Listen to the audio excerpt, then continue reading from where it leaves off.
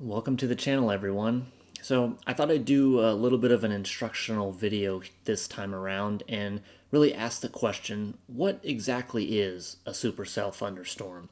If you follow weather, if you watch the news, if you've watched storm chasers or YouTube channels or this channel, certainly I think the term supercell gets thrown around a lot. But what exactly is that? What kind of makes it different from maybe a run-of-the-mill thunderstorm that we've all experienced? And what's a little bit of kind of the meteorology behind this particular storm and what makes it the most powerful thunderstorm on the planet. And so wanted to take a look at that in this video and try to answer the question, what is a supercell thunderstorm? So to start off with, I think the definition is important here. So this is from the Storm Prediction Center. So supercells are storms, usually but not necessarily, thunderstorms that contain updrafts that rotate about a vertical axis. Now, this rotation is derived from shear in the environmental wind field, that is a change in wind direction and or speed with height surrounding the storm as it begins to grow. So certainly this is kind of elementary to what a supercell thunderstorm is. If you think about something that is rotating on a vertical axis, that's very important, and that changing of wind speed or direction with height is very fundamental to what makes a supercell the most powerful storm here on the planet. So here's a video example. This was south of the Dallas-Fort Worth area, in between I-35 East and I-35 West, back in 2021. I think one of the probably best videos of a supercell that I've had the opportunity to witness and be able to take this video. So let's watch this. You can really see it spinning here, and you can really see that kind of spinning like a top motion all the way from the bottom up, and you can see it continuing to billow up, continuing to spin and rotate as it starts to move closer. Now, this storm didn't produce a tornado, but I think the sunset colors, the scenery, just the incredible rotation and power that you can see with this storm made it one of the most impressive storms that I've certainly witnessed in person. And you can really just see that rotation as the storm billows up, as that air is rising. You can see that wind speed, that changing with height, and really see this storm and how powerful it was. Now, looking a little bit at some of the science behind it and what exactly should we be looking for here, this is a graphic that kind of looks at that classic supercell. And so some of the things that you want to pay attention is obviously the main part of the cloud here, that's the updraft. And so you get air that's near the surface, and that air begins to rise. And so as that air rises, you can see that kind of that rippling motion from that previous video that we looked at. If the air rises with some extreme force, it can actually kind of break through a level in the atmosphere that typically is a little bit of a cap. And so you can see this overshooting top here, that kind of smoothed out clouds that you can see off storms. That's considered the anvil, and it can kind of fan out when you reach that cap in the upper atmosphere. It can kind of fan out in all directions really from the storm. Then you get kind of this flanking line, kind of some smaller, not the main updraft, but some smaller little forming storms that will typically kind of form right behind the main storm. Then we have down here on this side, typically this is where most of the precipitation is going to fall, so rain and hail. We're going to see that here off to kind of, typically it's going to be off to the north and really to the east of the main updraft in that thunderstorm.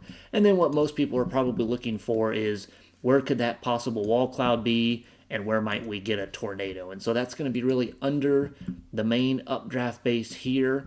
You're going to get that lowering, that cloud base, that's the wall cloud here, and then that's where you would potentially get a tornado would be right there kind of underneath that wall cloud. And that's typically what you're going to be looking for if you're wondering if this storm is going to produce a tornado. Now, when we look at kind of a real life example of that, this was a storm in the Texas Panhandle that I took back in 2021 as well. And it's kind of from a similar angle as that last graphic. And so what we can see is some of those very same features. You can see that the main updraft is really kind of right here. And you can see that kind of building up here with height. Then we can see kind of that flanking line back behind the main updraft.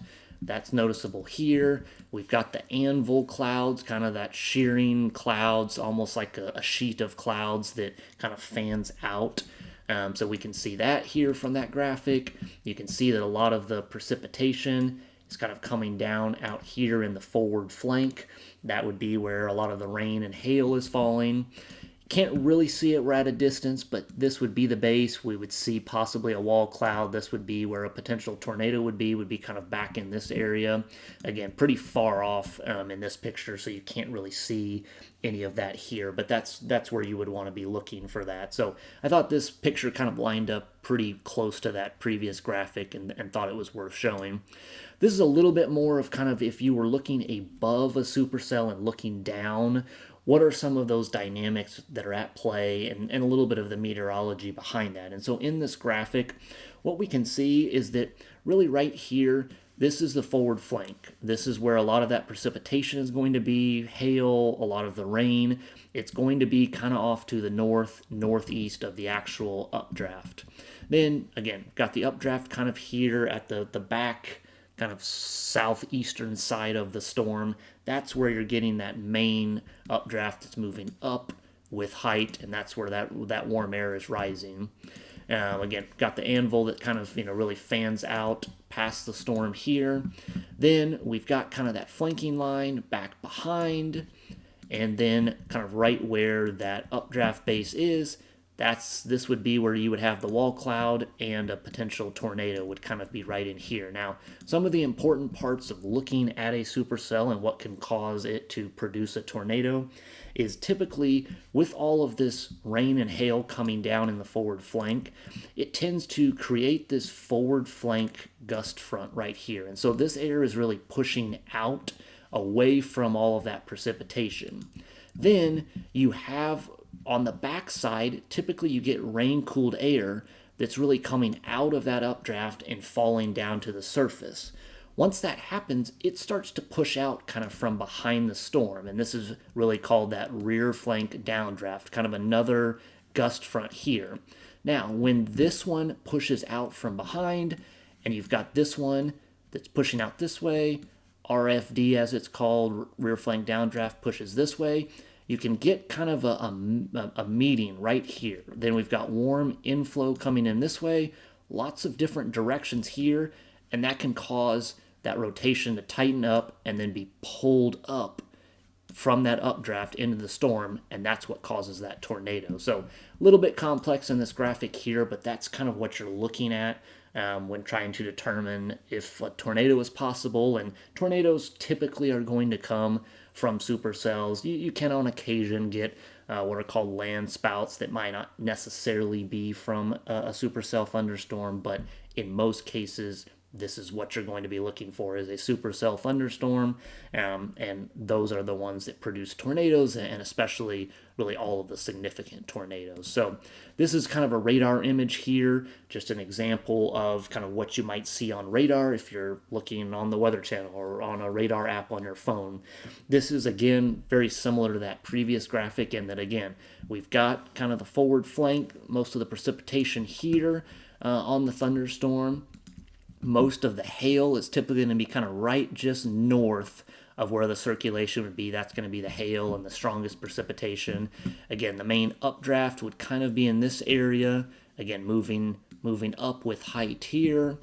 Then, again, in this image, we can see that this is what's called the hook echo. And that's kind of that main, a little bit of that flanking line that we would have right here. Again, the RFD, that rear flank downdraft, kind of wrapping around with some of that rain-cooled air. Then this right here, This is, again, that's that forward flank downdraft. It's kind of pushing out this way. Rear flank downdraft is coming this way. The warm inflow, really, if there's not a storm here, you're going to be pulling in this energy and that warm, moist air, typically from the southeast of the storm. And then that's how you can get, again, a circulation to develop right here. That changing with direction, again, winds coming this way, coming in from the backside, kind of creates that spin. Then the updraft pushes it up, and that's how you can get a tornado here. So this is kind of that radar image looking at, again, a very, very dangerous looking supercell thunderstorm, kind of that classic hook echo here. And this is about as textbook as it gets. This would be considered a debris ball, and this is where that tornado would be right in this area here. So again, this is a radar image kind of giving us a glimpse here. This is an example, another video. This was from Burke-Burnett, Texas, back on May 22nd, 2020. Very powerful storm. It did produce a brief little spin-up, dusty little tornado here, very short-lived.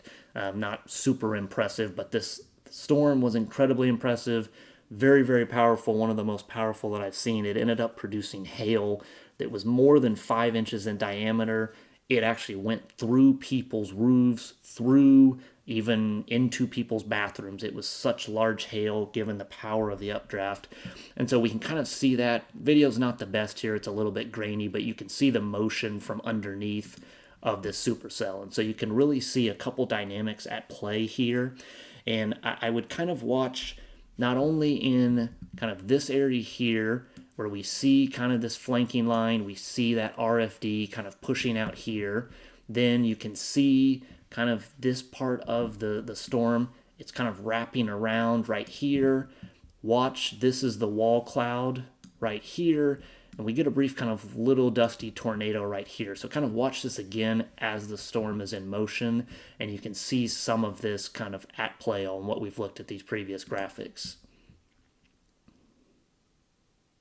You can kind of see that there. And so you can see a lot of that kind of dynamic from underneath here in that video. And so if you kind of watch that again, you can really see that storm spinning from underneath. And you can see how that rear flank downdraft, the forward flank downdraft, the different kind of directions of air really moving through underneath the storm. You can see how that can really cause the storm to tighten up right there around the wall cloud and produce a real short-lived kind of unimpressive tornado here. So again, if we kind of look at this, I couldn't find the original picture. This one's kind of blown out and grainy. It's the exact same position, a little bit zoomed in from that video that we just saw. And so again, kind of looking at just a still shot here, we can see it's kind of a little bit of a dusty circulation here, brief little tornado, again, not super impressive. Then again, we've kind of got the main updraft is all the way kind of up in here, moving up, spinning as we saw in that first video. And then what we can see here is, again, if you kind of watch that storm in the video, you can see kind of this is that kind of flanking line, the rear flank downdraft, and then it really kind of pulls around here, and it moves in kind of this direction, again, in a counterclockwise motion. And what we can see is that there's kind of a gap right in the clouds right here. And really what causes that is that rain-cooled air that's kind of coming from the backside of the storm and punching in. We call this an RFD, rear flank downdraft cut. It almost cuts the storm in half. And so typically when you get this big surge in here, and again, it's kind of wrapping around this way, then that's how you can get a circulation to form here. And again, this is the, sorry, let me move that back. That is going to be the wall cloud is again right here. And then when it tightens up, that's how you can get that tornado to be stretched up. So again, a couple different things to note here on kind of this still image. A lot of kind of meteorology here, tried to simplify it as much as possible, but thought that it might be, worth spending a little bit of time just kind of thinking out loud, kind of walking through what exactly a supercell thunderstorm is.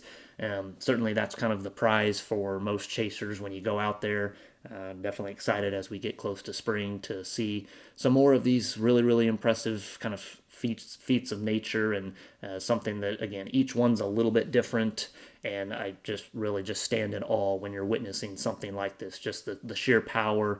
It's something that's really honestly hard to describe. But hopefully, some of this kind of background in meteorology was helpful with some of these kind of real life examples that I've had the opportunity to witness. And certainly, let me know in the comments if there's something else that would be helpful to explain, or maybe another topic related to storms or storm chasing that you'd be interested to learn more about. So again, thanks for watching, and join me again for the next video.